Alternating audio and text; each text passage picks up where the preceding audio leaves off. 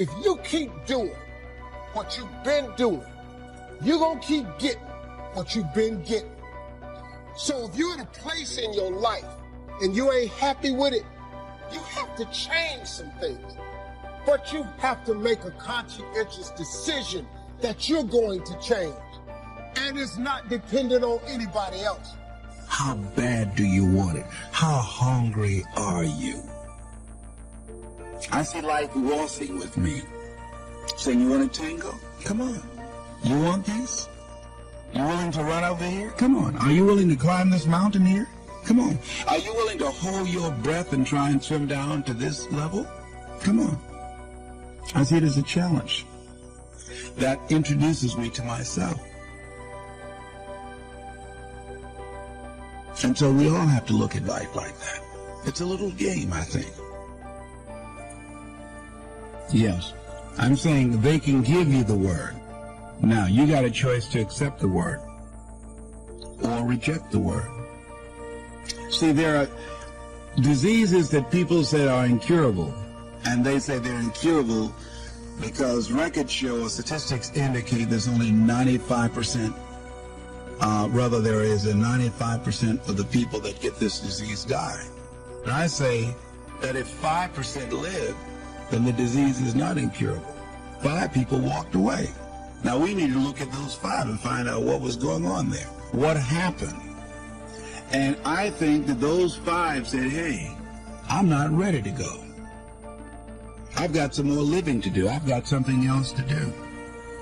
And that they harness their feelings, they harness that healing energy that is within themselves, knowingly or unknowingly, that cause them to extend their lives. So what we've got to begin to do is only embrace those things that's for our highest good. That no one has the right to determine or has the knowledge to say how long we're going to be here. And that we can choose to surrender or we can choose to take a stand and fight. And there are a lot of people who fight who are still here. There are people who fight and who go. But at least they go out fighting. They didn't just surrender. They didn't just throw in the towel on themselves. And I'm saying that there is something in us. There's a power and an energy that's in us that we owe it to ourselves to take on anything. Dis-ease in the body, poverty, opposition, whatever is between that and which we desire, and we feel that will give us a full and rich life, we should fight for it. And you just got to decide that my life is worth this kind of effort. And fight with everything in you, night and day, with every breath that you have. Most people don't have that kind of fighting spirit. Most people expend more energy watching a football game or a basketball game or some type of sporting event that they will give to their dream. They'll spend more time talking about what happened on television in some soap opera or some spectacular entertainment event, stress-relieving activity, than focusing on the possibilities for their own lives. They don't get that excited about themselves and their own potential for greatness. And I'm saying that we need to begin to start focusing in on ourselves and using our energies to move us from where we are in the direction of where we want to go.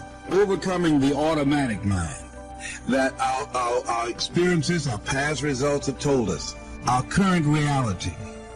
Beginning to know that this is not it. That we are always involved in either creating reality or buying into the reality that we see. So we begin to learn how not to judge according to appearances.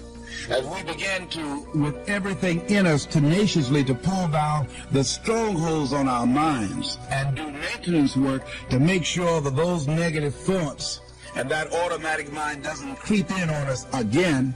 So we're worrying about or beginning to only focus on and see the obstacles and the limitations as opposed to the solutions of the possibilities. As we work on ourselves constantly, what we will find is that we become at one or in alignment with the universe, and we are able to produce what appear to be miracles to most people, but it's only a perfect outworking of the law. when we are working in harmony with the universe. And so the key to it is beginning to continue to have a whole vision of what you want to create, of constantly working with your feelings and your energy, keeping it positive, and engaging in actions and having things where the pictures, scriptures, music, friends, relationships, goals that challenge you and feed into you and create this new reality for yourself. Because as you continue to hold that in focus, as you continue to charge that with words and sell yourself on your having it, acting as if it already is, when you finally get that feeling, hit that level of consciousness, it will manifest. People come out of nowhere and support you. You get unexpected money that you had no idea that was going to come your way. Help and assistance from strangers comes to you, and you say, whoa. You begin to discover things showing up that you need, that you didn't even know you needed them. And here they are, right here at your disposal when you get to that new level of consciousness. How bad do you want it? The dreams God has placed in your heart, the promises He's spoken to you, are not going to come to pass without opposition, without delays, without people trying to talk you out of it. There will be plenty of opportunities to get discouraged, to lose your passion and think that it's not meant to be. But if you're going to reach your destiny, you have to have a made-up mind. If you give up after the first time, or the 5th time, or the 30th time, what that really means is you didn't want it bad enough. There should be something you're believing for, that you are relentless. You are not moved by how impossible it looks. You're not discouraged by how long it's taking. You don't give up because people told you no. Your attitude is, if I have to believe my whole life, I am not going to stop believing. I am not going to take no for an answer. I'm not going to settle for mediocrity. I'm going to keep pursuing what God put in my heart. You can't be passive and indifferent. You have to have a holy determination. It's more than just your will. It's a fire on the inside, a knowing that it's supposed to be yours. When everything says it's not going to happen, instead of getting discouraged, you kick in to a new gear. Normal people would give up. Normal people would settle, but you're not normal. You want it on another level. How bad do you want what God has put in your heart? Bad enough to outlast the opposition? Bad enough to overlook some insults? Bad enough to do the right thing when the wrong thing is happening? Do you want it bad enough to keep pursuing even when circumstances say it's not going to happen? Many of the difficulties we face, the delays, the times it's not fair, that's simply a test. God is seeing how bad do you want it. This is what weeds people out.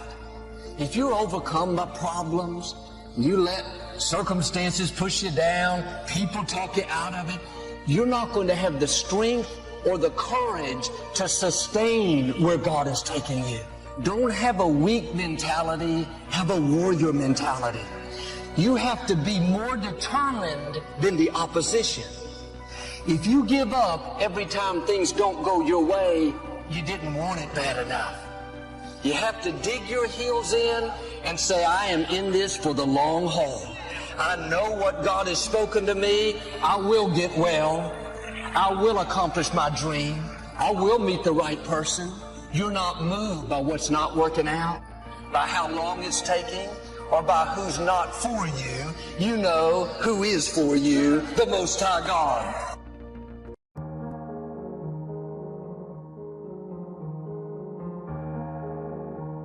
Sometimes from a delightful experience or a tragic experience, it can be the day that changes everything. For me, it was the Girl Scout that knocked on my door when I was 25 years old and gave me the big presentation about Girl Scout cookies, and I wanted to buy. She said, it's only $2, several flavors. And with a big smile, she politely asked me to buy. And I wanted to. Big problem, I didn't have $2 in my pocket. So I didn't want to tell her that, right? I'm a grown man. I'm 25 years old. I've been to 1 year of college. I've got a little family going. So I decided next best to lie to her. I said, look, I've already got lots of Girl Scout cookies. I bought some, and we still haven't eaten all of them. They're in the house. She said, oh, that's wonderful. Thank you very much. And she leaves. When she leaves, I say to myself, I don't want to live like this anymore. I mean, how low can you get? Right. Lying to a Girl Scout, that's about as low as it gets. So I promised myself that day it would never happen again. That was a life-changing day for me, recognizing that I was not in a good position. I must start making my search. A guy climbs the stairs, and there's about 40 stairs to climb, and he finally gets to the top, sits down, and he's out of breath. And he says, wow, this is not good. I've got to do something about my health. So it can be something that simple. So he starts a little research program and decides to get his health in order, develop a good nutritional program, whatever. And from that day on, he says, I'm not going to be out of breath anymore. Some of you know what I'm talking about. Raise your hand if you know that. That voice is awesome. So you have got to stand up to that voice. When you're working on something you want to achieve, you have got to stand up to that voice. You've got to sell yourself every day on your abilities, on what you're doing, on the goal that you want to reach. You've got to sell yourself every day, every day, every day. According to your level of belief, it will manifest itself in what you're doing. Whatever we have right now, whatever we're demonstrating in our lives, is a result of what we believe subconsciously that we deserve. And part of increasing that belief level is that you have got to convince yourself every day. You've got to sell yourself. I do a lot of training for many corporations, and I conduct sales seminars, and I've heard all kind of guys doing techniques and training people techniques of how to close sales and how to work with and begin to control the sale and how to ask for the close. Let me share something with you. You can learn all the techniques in the world. If you don't believe in yourself, it won't happen for you. I learned all of it. So that's why I do a training called Focus on the Seller. You've got to focus on you. And as you convince you, as you sell yourself every day, every day, every day, you will begin to see a difference in the things that you're doing. Selling yourself on your ability to perform a job, to achieve a certain objective. Telling yourself every day, here I go again, and I got what it takes. This is my day, and nothing out here is going to stop me. And when you go out there, life, say, come over here. Say it again. Well, I'll be back tomorrow. That brings me to the next thing. It takes courage to act. Part of being hungry when you've been defeated, it takes courage to start over again.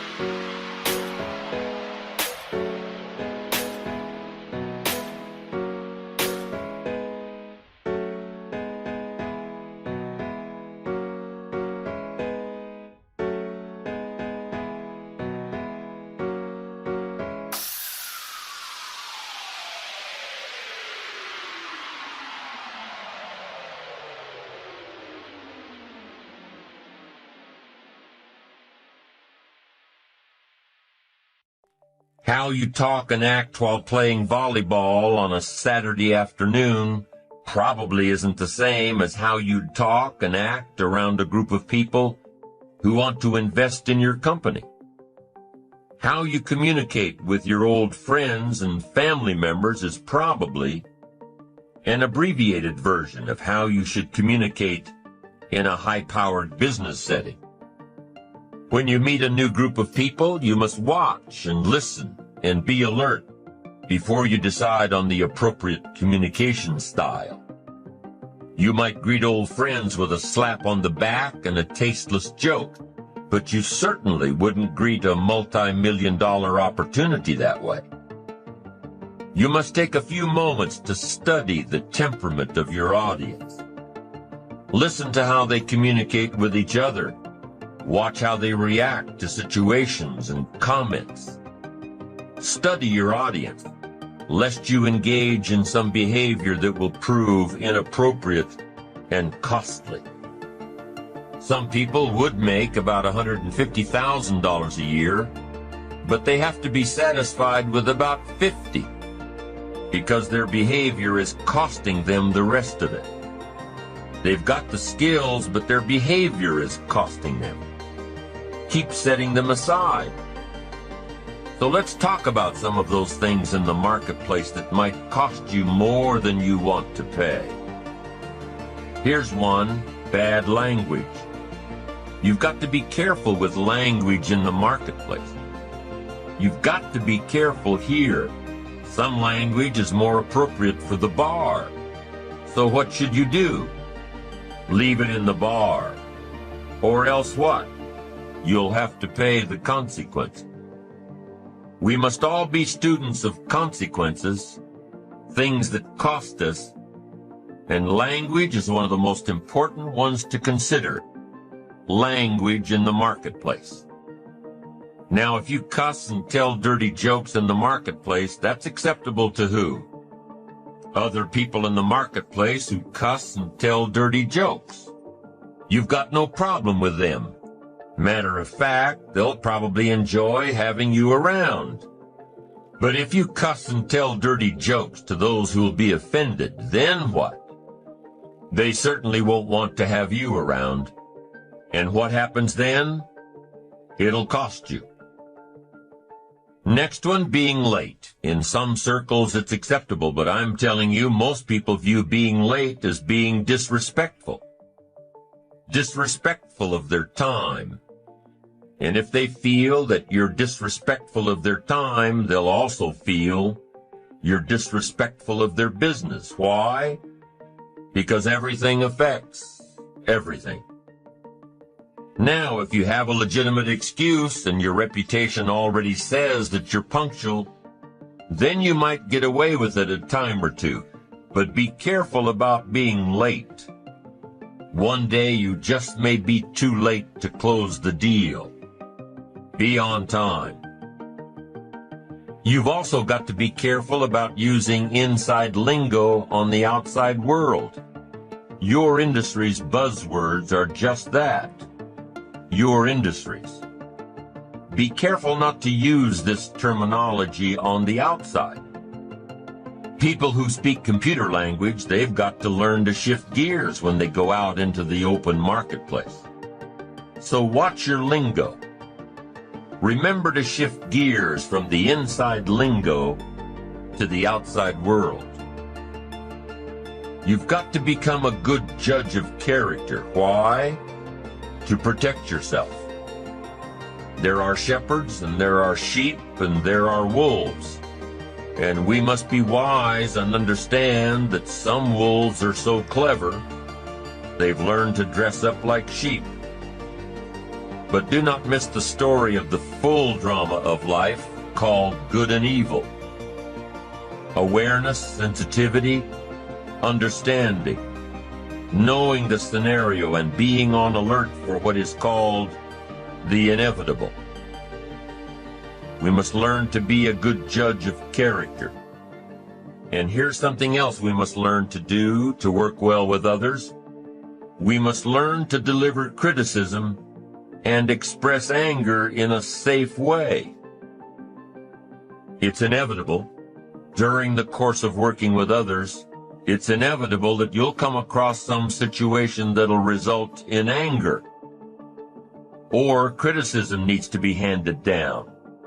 It's just a part of life, that you delegate some responsibility, and through either a lack of good communication or a lack of good listening on the other end, it's inevitable that some situation will get you all hot and bothered. Now what do you do with your anger? You can't lash out. You can't lash out at your children or your friends or your colleagues. But here's what you can do, and here's what you must do. Lash out at the problem or the situation. Honey, you say to your teenager, you know I love you, but what you did was wrong. I hate it that you took the car without asking first. And I especially hate it that you got a speeding ticket. What were you thinking? So whatever the punishment might be, make sure you're punishing the bad deed, not the person. Your assistant ends up sending the contract to the seller instead of the buyer. Make sure your assistant knows that you appreciate him, but you don't appreciate the wrongdoing. Whatever criticism you hand down, whatever anger you're processing, make sure that the one to receive it knows full well that you care about the person, but hate what they did. And if you're too steamed up to be this rational about it, make sure to keep your mouth closed until you've cooled off a bit. In Dale Carnegie's book, The Leader in You, he describes the attributes of kind criticism. He quotes Andres Navarro's technique of kind criticism as the 3-for-1 rule. If you don't like something about the way someone works, write down the problem. But before you confront that person with criticism, discover 3 good things about the person. Noticing 3 good things gives you the right to criticize 1 bad thing. Interesting thought. Criticism after appreciation. With well-delivered words, well-chosen words, you can admonish the doing without admonishing the doer. This is important. You love the person. You hate the act. Make sure they know the difference. You don't have to couch the words. You don't have to hide your anger or disappointment. But you do have to make sure that your communication is effective so that the wrongdoing will never be done again.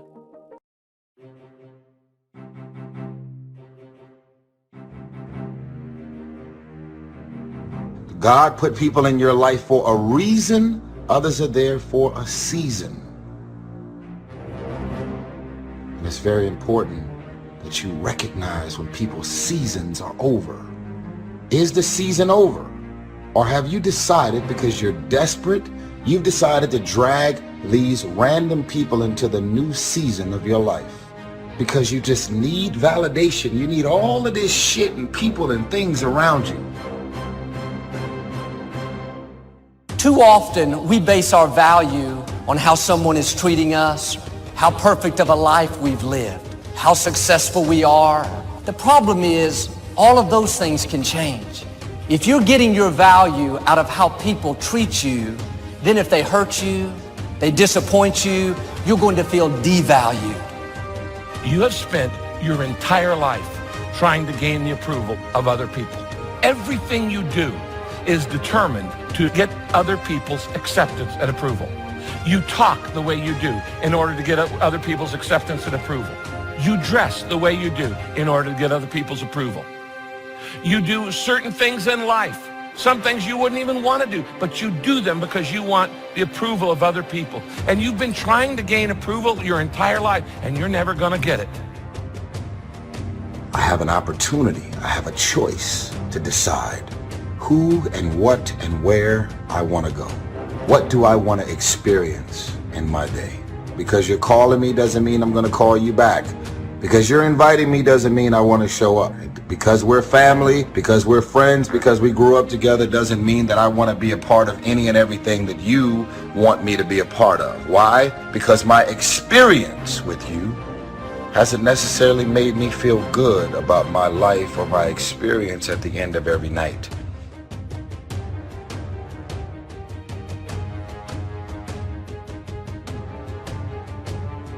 Why would you walk in the opposite direction of your dreams? The man wishes for happiness and thinks the thoughts and commits the acts that take him to certain despair. Failing in life is failing to think today. Failing to care, to climb, to learn, to keep trying day by day. What have you got to lose? Only the despair and fear and guilt of the past. So start the new process. You can begin a new habit no matter how small it is.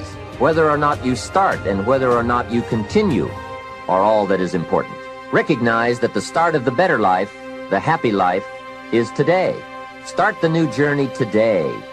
Get some momentum going on your new commitment to the better life. I want to share with you what I learned. Matter of fact, I wish somebody had told me when I was your age what I'm about to tell you now. I wish I knew it when I was a younger person. I wish I had learned this early in life. I wish I had learned it earlier because it would have made all the difference in the world.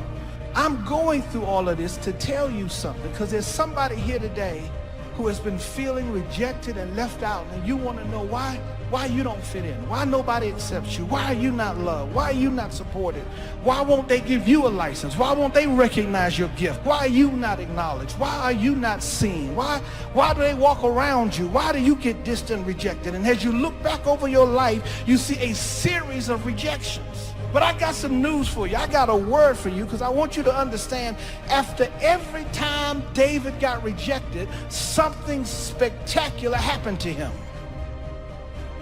Do you love yourself enough? For a lot of people out there, that's what holds them back in life. So whatever your goal is, you're going to come to a time when you're going to have to stop counting on other people to help you. And you're going to have to stop focusing in on how much people have let you down. And you're going to have to really realize, like, this thing, life, your journey, this is up to you. And whatever you want out of it, it's how bad are you willing to go after it.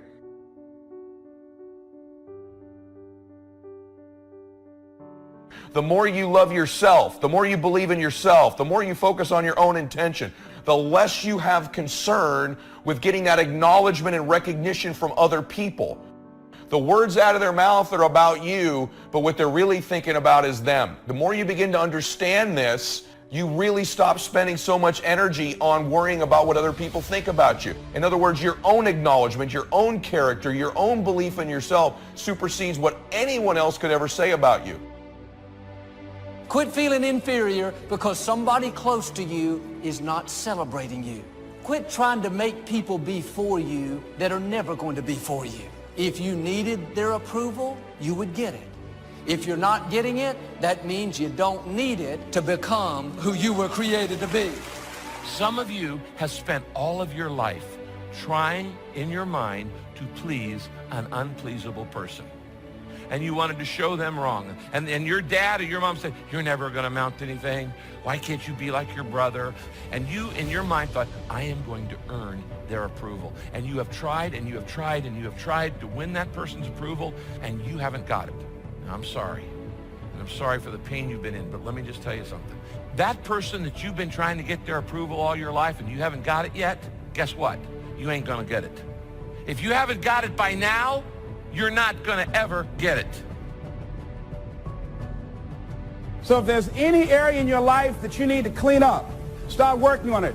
Get the clutter out. Start letting some of this junk go to make some room for something else. Do that with people. There's some people who's cluttering up your life. They serve no purpose whatsoever. They're just holding and occupying the space that somebody useful could be holding that space. You don't even have time to look to see what else is out there because you all have all of these people surrounding you that's not enabling you to grow. I don't have the luxury to waste time. I'm expecting some great things from life. And so I have to spend some time working on myself and developing myself. Some people wish they could do better, but some people expect to do better. Where are you on that? Take care of you. Look out for what truly satisfies you. Make caring for you the highest priority in your life.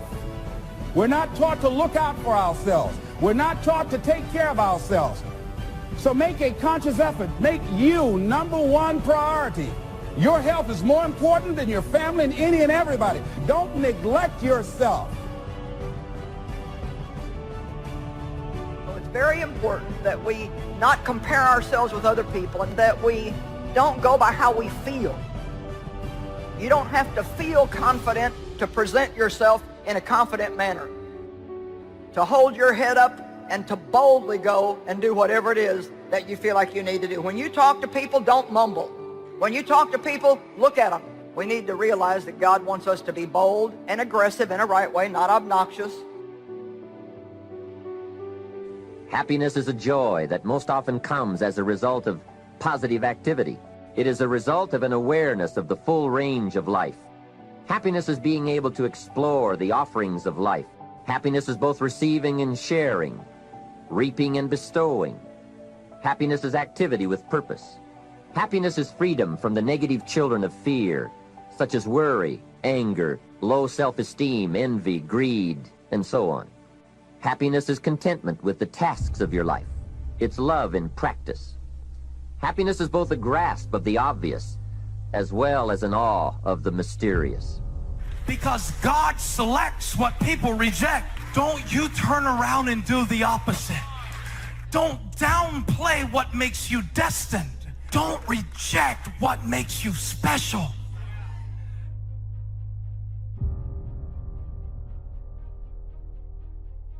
Discipline is the bridge between thought and accomplishment, the bridge between inspiration and value achievement, the bridge between necessity and productivity. The first key to discipline is awareness of the need for the discipline to make the changes. What must I do and what must I become to get all I want from my life? The eagerness to maintain your new discipline deliberately, wisely, consistently, to master the circumstances of your daily life.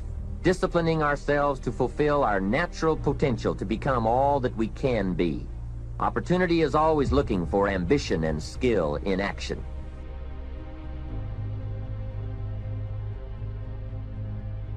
The fact of the matter is, not everybody who is giving you feedback is necessarily a hater or necessarily antagonistic to you.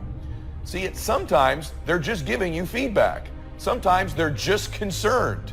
You need to learn to distinguish between criticism, concern, and feedback. And they are three completely different things. You got to take what you know to be true when you feel joy and apply it when you feel depressed. You've got to take the blueprint of what God showed you is supposed to look like and just build. You got to build an ark when you've never seen rain. Wealth, the possession of great financial resources that improves the quality of your life and gives you added dignity and expanded lifestyle. That's a unique word. It rings of success, influence, possibility, freedom, power, benevolence, and excitement. Success is a very basic process.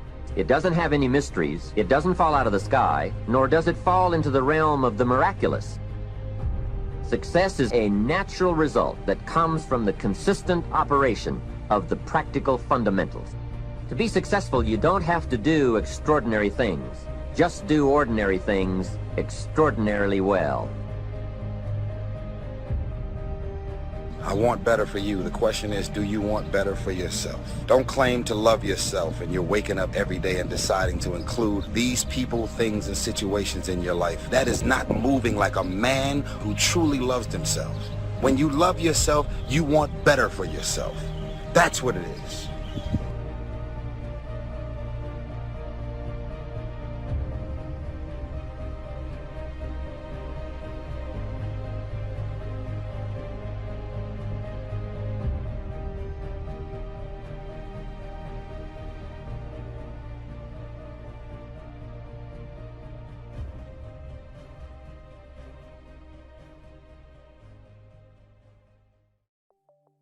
Well, I think any business, doesn't matter if you're coming from the moon or you've been here forever or not been here at all, you have to find, you can't just come up with an innovation. People say, well, innovation is the key. I know that all businesses, Deming talked about this, so many different teachers have talked about it. It's all marketing and innovation. Drucker used to say, all businesses is marketing innovation. Well, what is that? Innovation is finding a better way to meet people's needs than anybody else does. And it's not enough just to innovate. You got to keep innovating. Apple's a perfect example. Yeah. It's the most successful company in the world, but the leader was such an innovator. He drove an innovation culture that right now they're in a little bit of a lull. Now, most of us are hoping that they're going to turn that corner. Yeah. But they're still doing great products, but they're not real breakthroughs. They're giving us some of the same stuff, but they're not making it unique enough. And then the second part of a business is marketing, which is getting people to want to do business with you. Yeah. Well, today we live in a world where it used to be that you could put out, the average person would watch advertisements, and after 4 ads, on average, at least in America, I don't know what it is in Europe, if they were going to buy, they would take some initial buying action. Now it takes 16 exposures. So the cost has gone crazy. So how do you break through that? The only way to break through that, some people do it by spending so much money and creating crazy ads that make you pay attention because they're so funny or bizarre or raw. But a lot of those ads, you don't buy their product. You laugh. Yeah. You know the company, but you don't buy their product. Right. Because it's not necessarily bringing you in. The other way a small business can do it is you've got to figure an innovation that meets a need that's missing. Right? It's not enough just to have innovation. A lot of business owners go, oh, I have this great idea and I'm so excited and they're going to launch it. But there's not that big a need. And if you're going to build a business of scale, it has to feel a significant need in an innovative way, and then you got to market it. Now, how do you market it? Well, the best marketing of all is having a product that meets people's needs so well that the word of mouth is off the charts. And then the second way to do it, because there's no replacement for that word of mouth. And then the second way, and by the way, that's what's made my career go for 36 years, right? People saying, oh my God, not it was good, not it had a good time. It was one of the greatest experiences of my life. There's nothing like it. You got to go. People think they're crazy until they go and get an experience. But then on the other side of it, you can also market today and have a huge advantage if you make your mentality of marketing what I call VAM, V-A-M, value added marketing, where instead of trying to compete for eyeballs, you go find out who that client is and you find a way to meet their needs and you do things for them that really meet their needs. I don't care if it's educate them, provide them an insight, something that gives them more convenience. The actual marketing itself does that for people. And then they begin to understand you, recognize you, like you, trust you, and want to do business with you. And that's the way to do it today because for example, I was at Nike and they called me up and they said, we want you to do a TV ad for us. And I said, look. I saw it. Oh, did you? Yeah. Amazing. So my first response was, I don't do commercials because I did silly infomercials for years because it was the only way to reach people, but I don't do commercials. And they came back and they said, but a bunch of your friends are going to do it. And I said, really? They go, yeah, we're going to have Richard Branson and Serena Williams and Kanye West. Kobe Bryant. Yeah, Kobe Bryant. And I'm like, and they said, it's going to be you and they're going to be the center of it. We're going to pretend Kobe is you. And they give me this whole thing. And so I called Richard and I said, are you really going? He goes, yeah, I'm going. And Serena, I'm really going. So we go to do this piece. You imagine how much money they spent to get all those people in one room to do this tongue-in-cheek ad that really doesn't change. It's nothing about the product whatsoever. It's just to try to get your eyeballs and attention. So most small businesses don't have those resources. They have to make up with it with an extraordinary product that meets the needs, and they got to make up with it by finding a way to do value-added marketing so that people say, this is someone I want to do business with. You can blow out a Nike if you can create a direct relationship with the consumer, and you can do that today because of social media and because of the impact of social media when you serve people. At the end of the day, a lot of times people think inwardly about their company or their product. A lot of times I want to think, what am I promising the consumer? And how will I deliver that promise? I have to think about what's in it for that end of the day person who's going to come out of their pocket and buy it. So what am I promising? How am I gonna deliver it? And now, do I have the assets to deliver it accurately? What changed my life wasn't the fact that I wanted to become a millionaire. What changed my life was the fact that I wanted to make these clothes for myself, for other people, because nobody respected this market. I was doing something I loved, and then all of a sudden it started to take off. Can you tell me a little bit about that, once that passion finally, caught on, and you finally decided, this is something that I want to move forward with, and a little bit about that first product and how it kind of all took off from there. And then did you ever decide, at that point it was like no slowing you down, right? Yeah, well, when that passion, when that thing grabs a hold of you, and as they say, when the needle is finally in the vein and you're really hooked, it's like being in love. It's like, you thought you liked somebody when you were 13, 14 years old, and, that was just something new and it was puppy love. But when you're 22, 23 years old, and you're out there sitting there making life decisions and saying, I can see myself with this person for the rest of my life, and you're getting butterflies every time you see them. That's what it is when you have a business and you have a company that you love. You can't see anything else.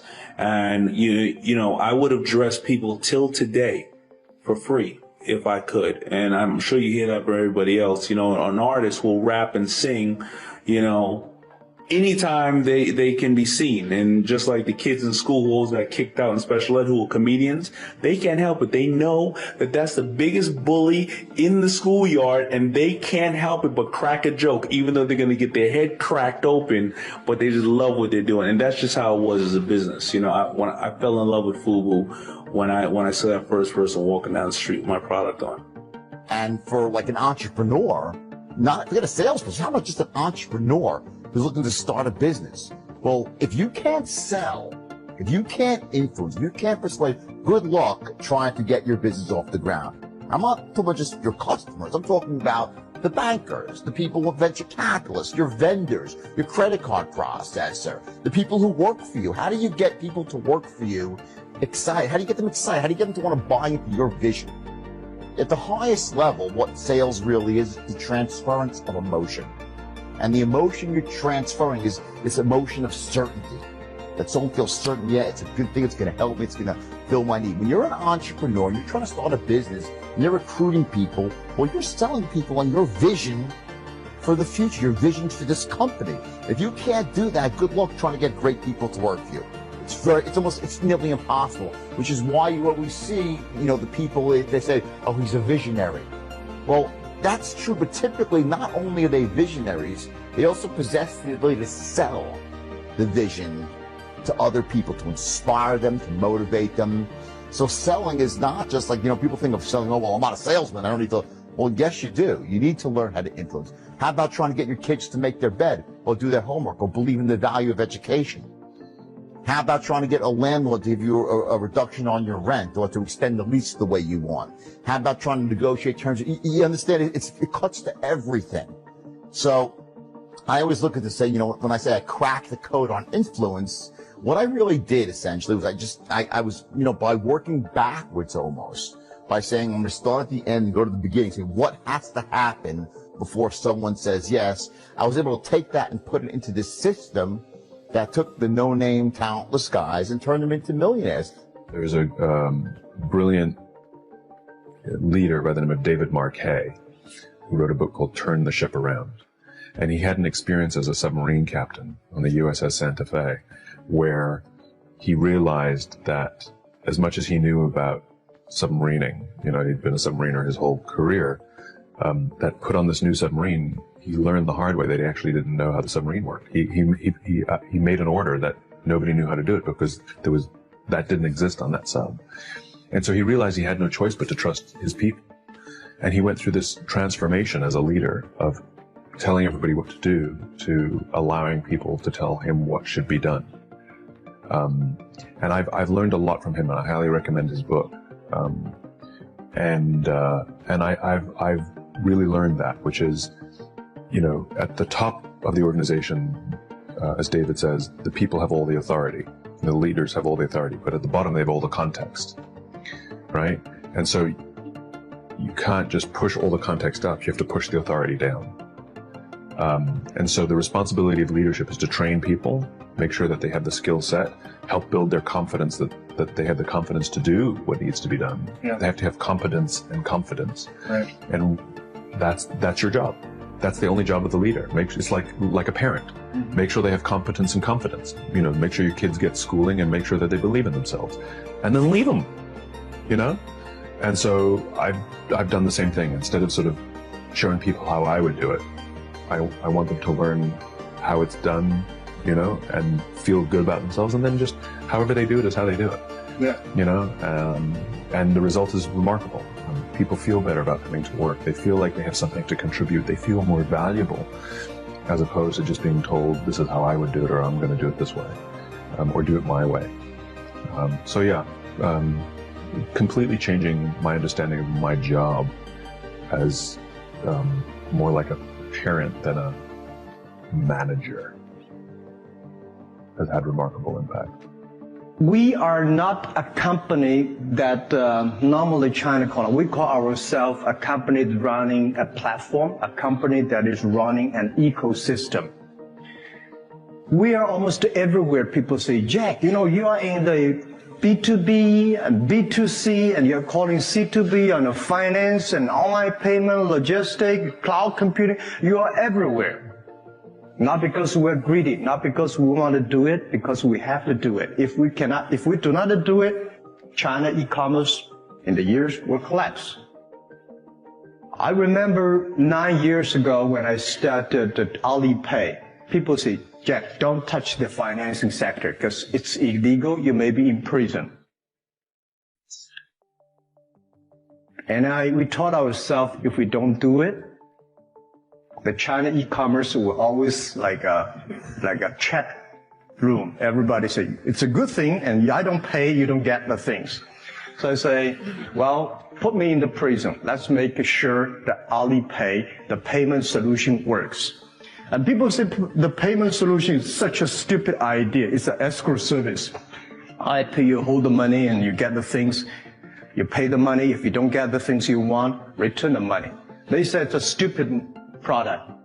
And I say, as long as it solves the problem. I like stupid things, Let's make stupid things smart. Keep on improving every day.